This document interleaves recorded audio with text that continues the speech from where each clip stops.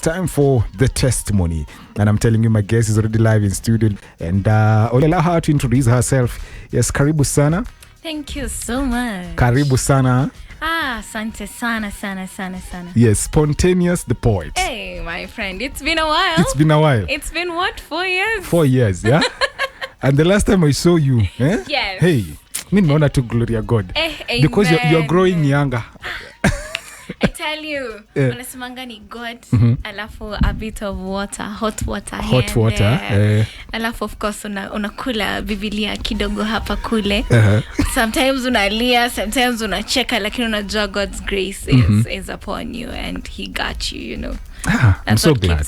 I'm so glad to have you. Asante. Anyways, for those who don't know you, who is Spontaneous the poet? Spontaneous the poet is a spoken word artist. Niliambiwa nianze kusema award winning. Wow. Jua hiyo? Award winning. Congratulations.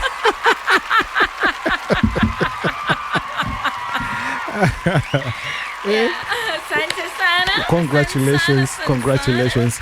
And karibu sana. Yes, Spontaneous. Yes. Tell us about yourself. So my real names are Rachel Stephanie Akinyi, my official names. So tukituma kakitu ita. Hey, by the way, M-Pesa, my friend. It's a letter here. Okay. I am a spoken word artist based in Kenya. I love music. I infuse both poetry and music. The inspiration behind my works are inspired by living experiences, and normally, interestingly enough, behind the scenes nikiandikanga words zangu muomba, like naambia God nipatie tu wisdom and grace towards this. I work at Peace Tree Network as a programs officer headlining the Human Trafficking Prevention Docket. I am also a co-founder of an art-based initiative called Anika Initiative.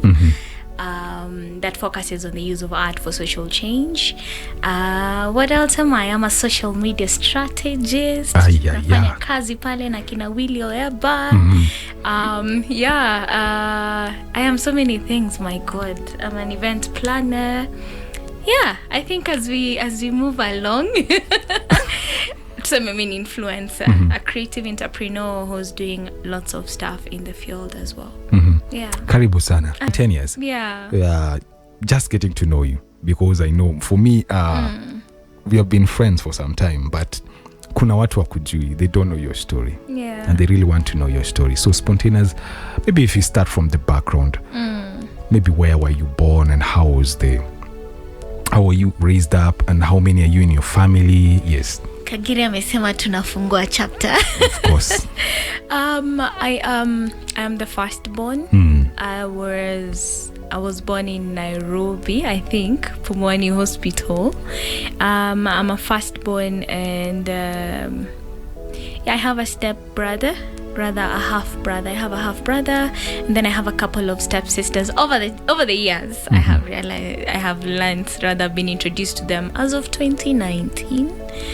So I just got to know I have stepbrothers, I have stepsisters, and they are amazing. They have so much love to give. For a long time I thought I was alone, but then I was introduced to this whole family, a dad, and it's interesting to meet them. So growing up, so you were raised by your mom only? I was raised by the year is 1998. I was born in 1991. Watu wa mahesabu.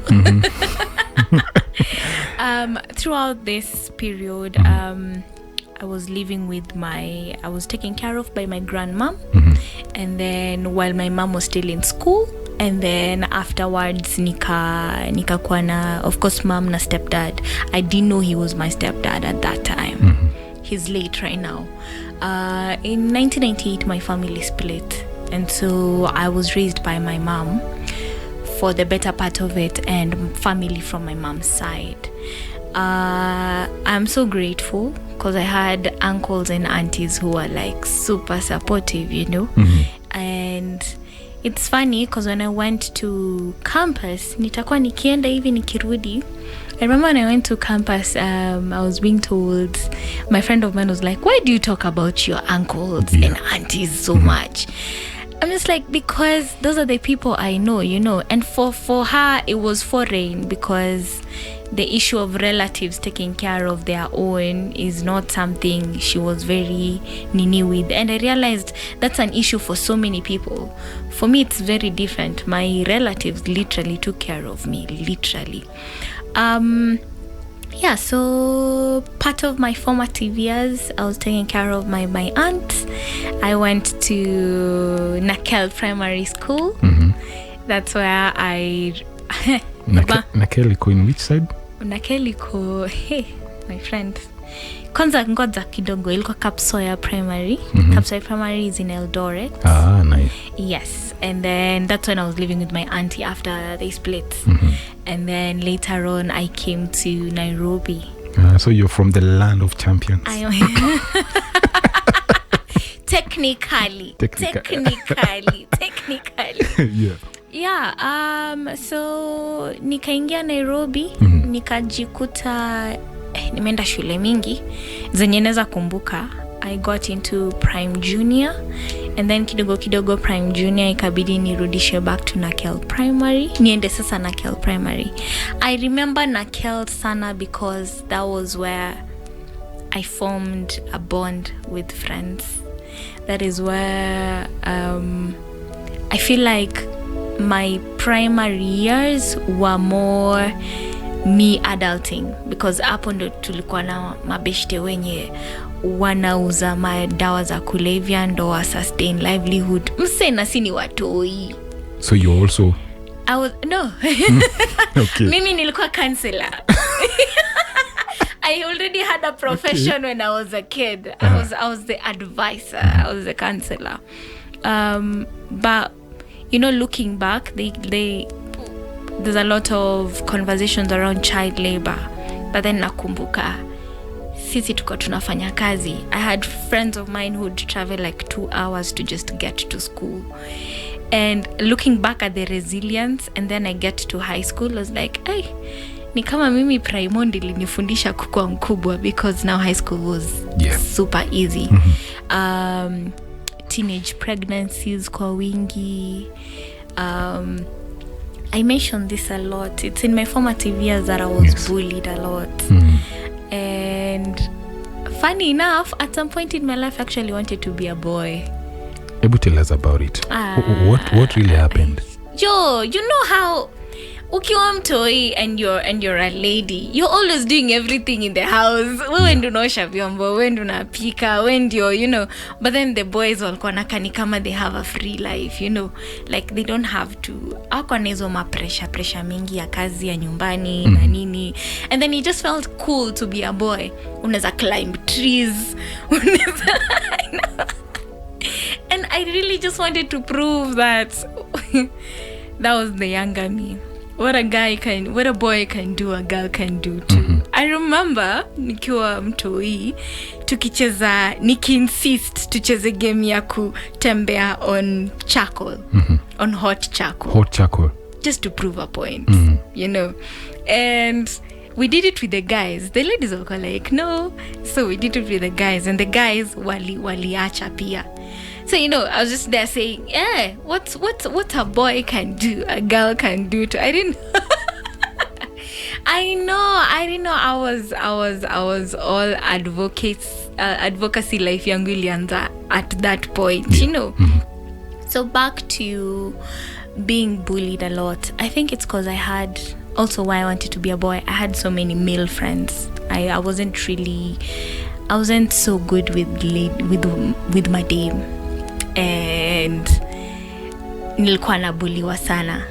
Either one key thing that I remember was I had so much anger issues when I was growing up, and it was probably because I didn't have an outlet per se. If you're raised by a single parent and unaishi na relatives, sometimes you just learn to self-silence. You learn not to say stuff that are going on in your life.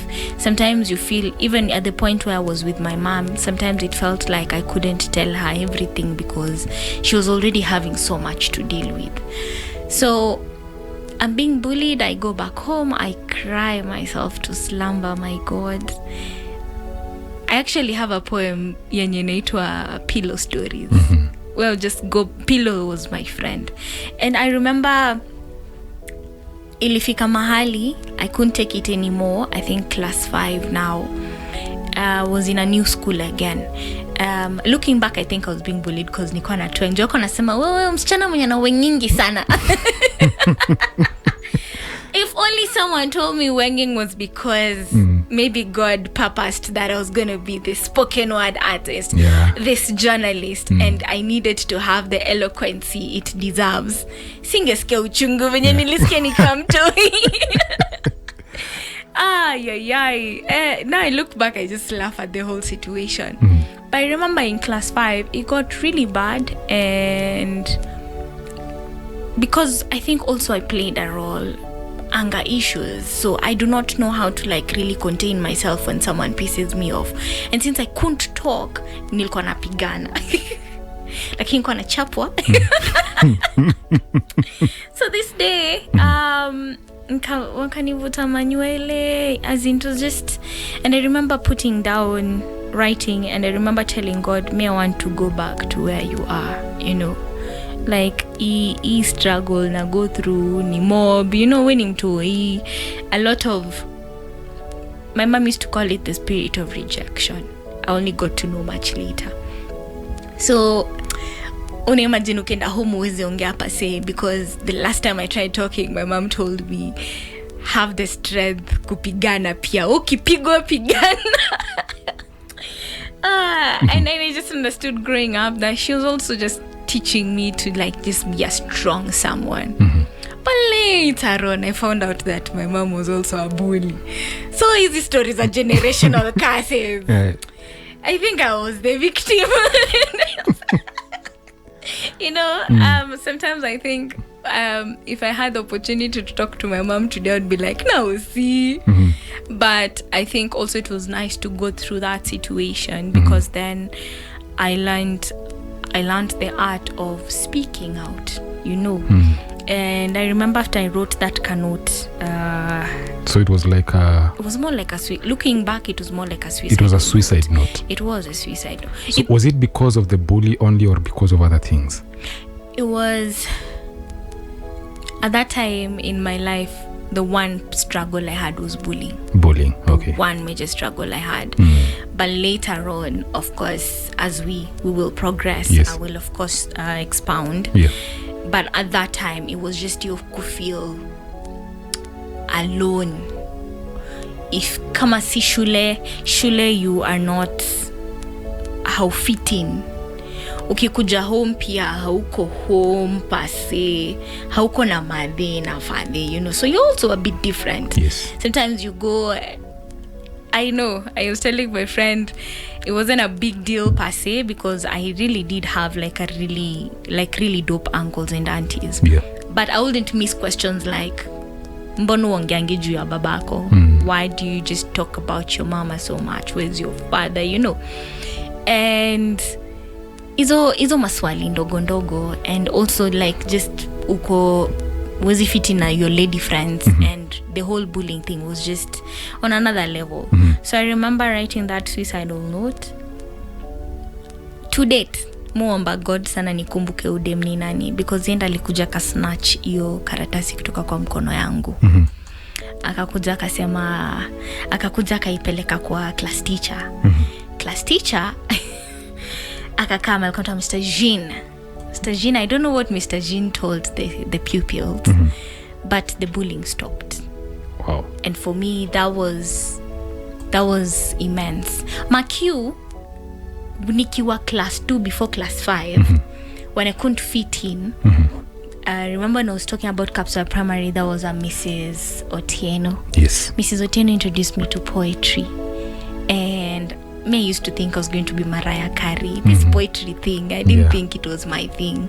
But then she introduced me to it, and I got to travel to Nakuru. Nakuru was the first town I traveled to from Eldoret. Nikajiuliza, poetry yenye na recite tu inaweza nitoa shule, inipeleke ni travel. Please, I'm going to learn more about this. Makio had been beaten more than 3 times to just learn how to recite the first poem.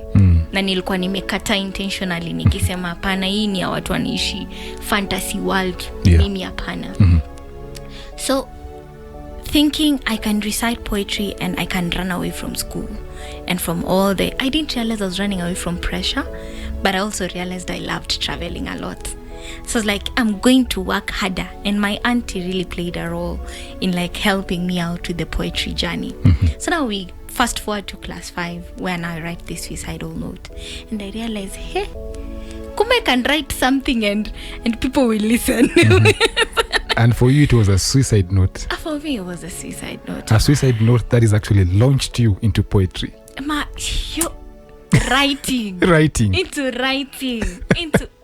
You know, I look back, it's just this year that I realized that, like, God brought in that the reflection of how it all began. We think we know up until you look back and you realize, Kumi, you didn't know. And I remember my mom used to say that I would be an amazing author. And I kept telling her, me kwanza compositions, I don't like writing compositions. Where is this coming from? I feel like she spoke purpose into my life. It's like she had already been shown where I would be.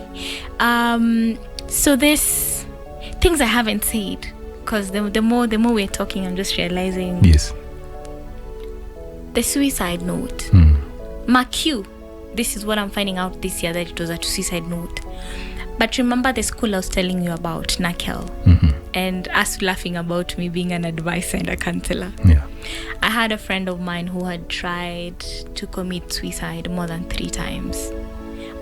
We are just barely in class.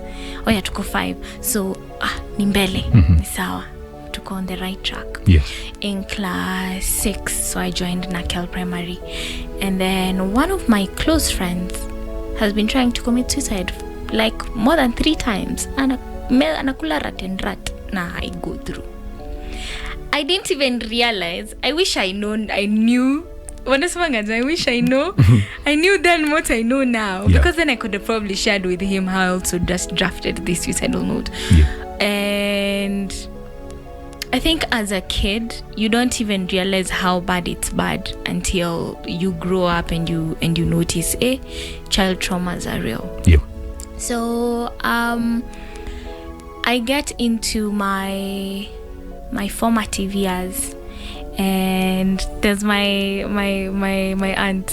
She's called Susan Ukumu.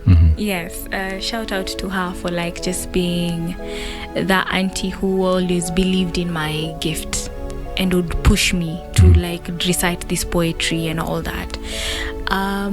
She introduces me to church. We were a church-going family. I got to know about Jesus Christ. I got to know about God, but I didn't know much at that time per se. And nakumbuka, this is intense. Nakumbuka tukiwa watoto, all you knew was if you commit sin, you go to hell. Do you know? Yeah.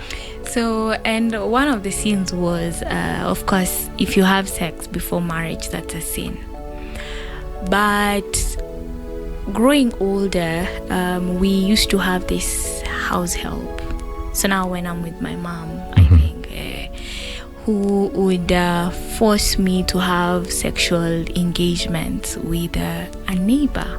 What? Yeah, with people are bad out here.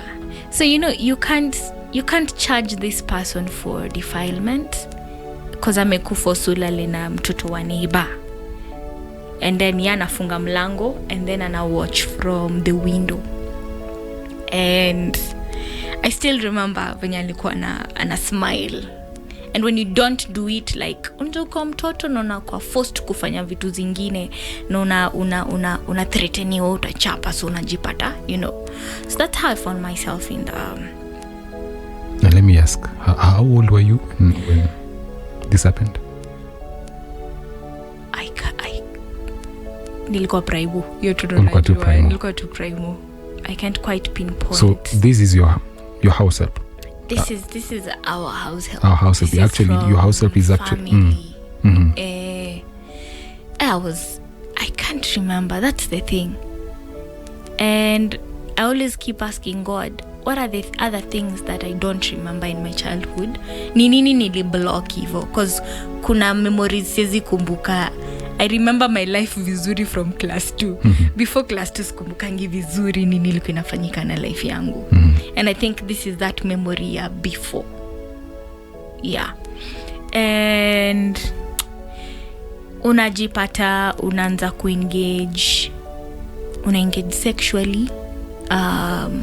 So Maki, you go to church and you're told sex is a sin. Yeah. So you're like, okay, now when mtoto, so you wonder, because umeputiwa through this situation for a very long while, mpaka your body, of course, inajipata inataka kuengage, you know. So then I started masturbating without knowing it was masturbation in the first place. Because now you are introduced to sex when you are so young. Yes, by a house, and he was a guy, by the way. It's not a lady. Wait, this house help was a guy? Was a guy. That's what I'm saying. He can't be charged. Even right now when I'm older, I can't charge him for defilement. I can't charge him for...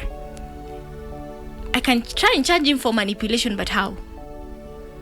You know, because he didn't do anything. All he did was he closed doors for young children to do whatever they were doing and watch. And I remember way later, nikiwa, because I never talked about this until campus. Nikiwa first year, ndo naambia mother what happened. And I remember she was so bitter and angry. But you know, you look back, I carried all that for all those years. You know, because I remember it started as a very normal conversation. We're having discussion around abstinence and sex, and then we got into masturbation, and she asked me if, you know, and I just opened up about it. And that's where my struggle with masturbation started, when I was younger, and I was, you know. And you know, it's so funny how people say, watu wanasemanga tu ati you can't abstain, you can't. Me, I saw God, because I remember when I told my mom that, she had told me prior that she was seeing a coffin before me. And I wondered where that was coming from. And so when we were, the more alikuwa nachamba, my mom was a prophetess. So the more tunaongea, the more now I'm understanding where that was coming from. So then I share with her, and she makes me pray. Nakumbuka for a while my mom would force me to pray. So instead of praying, I would go on my knees, and then ninamsema kwa Mungu. Ninamsema God, when I see your person is forcing us to pray. Why is your person, ain't you supposed to go to God willingly? But I didn't know that was my first engagement. Like, that was the beginning of a solid relationship with God. And now I start, so after nisha shtaki mamangu, ninarudi sana naongea na Mungu, naomba, lakini sasa tutafanyaje juu ya story? But let me ask you now. So when all this thing was happening, what was going through your mind when you were young and you engage into intercourse? When you're younger, first of all, let me make you laugh. Did I know that was masturbation? No. You didn't know? I didn't. I got to know about what masturbation is at class 6, when one of the teachers is defining masturbation. I'm like, oh, that's what I've been doing. Oh my. You know, because you don't know. Well, unajua tu, when you have sex, you'll go to hell. That's all you know. So technically, you're not having sex. You don't even know it's, because again, ujachambua word enough kujua all this are sin. Yes. Unajua tu ile chenye pastor wako amekuwa akisema. And the fact that you're not even, I feel where we fall short is not teaching people how to overcome. I would say my mom got to teach me at an older age, because of course I didn't open up when I was young. So it's not her fault that she couldn't, or my family members couldn't help. Most of my family members genuinely don't know about this story at all. Yeah, na imagine tu akisikiza hii conversation leo atakuwa like ni wewe kweli, you know. But I know there's someone out there who needs to like hear this and actually get motivated that God can actually get you out of the situation. And it wasn't easy. So tell me the struggles now, because after this first instant, what was the struggle now? The first instance now when you, because you said you realized when you were in class 6 that this is literally masturbation. Did it stop or it didn't stop? It continued. It didn't stop. It continued. Did I know how to pray it out? I didn't. Did I have someone to teach me how to pray it out? I didn't have. Was I feeling ashamed? Yes, I was. Was I feeling dirty after the whole thing? Yes, I was. Did I have a solution? I didn't know what the solution is. You started out when you were a child. Now you're growing into the whole situation. How our tools. And I would say, again, like I said earlier, I wasn't much of a talker. I can talk about so many things, but not myself. So I was a talker, but then I was not much of a. My friend says I am an open closed book. Nobody really knows anything. So when I went to campus, and then I came back and my mom was alikuwa breath of fresh air. Over the years tumekuwa relationship yetu ni tricky, because when you're a teenager mnapigana, you know, there's no like clear in fact I used to have my aunties were my close people. I ndo tulikuwa naongea now, and I also had my favorite uncle. Yeye sanda at least naweza sema alikuwa anajua so many problems and challenges I was going through. But then now when I get to campus and I come back and I realize my mom is not shouty anymore. I make a mistake, she doesn't zusha. I expect her to be angry often, she's not angry often. One day I sat her down and I asked her, what has changed? You have changed. Then she told me, I met God. And I told her, I want to meet your God. Because if your God can do this for you, if your God can make you understanding, if he can make you wise, if he can, Mama yani, like she was in her Eve years. She was in her Eve years. And I remember. It's okay. That was the beginning of my, all through makokijua God doesn't exist. But then now, that is the beginning of the true journey of spirituality. Where now she's like, now, you need to pray. And time inafika naomba niende niombe na jam. Nenda na, of course, nilikuwa nakwambia nenda na msema. But in the process of kumsema na jisema, alafu naomba God help. Namwambia, so now I know your word says this is wrong. How do I overcome it? 3 months down the line, you're still struggling. 6 months down the line, you're still struggling. And God works in amazing ways, because when you actually stop, you don't realize it has stopped. One day you look back and you say, oh, I used to struggle with this. That is what happened to me. A while later, then I realized, by the way, I used to have this problem. And that's when unajua Mungu amekuwa akitake lead. Amekuwa akitake full control. And that's how, for me, masturbation stopped. Wow. So when I hear people say, when first of all people say it's normal, I'm like, no, it's not normal. It's a spiritual warfare. When people say you can't overcome, I keep asking, but I did by the grace of God. So what do you mean? For me, I'm not speaking out of theory. I'm speaking out of practical. Wow. And I know this and many more that God has done in my life. Wow.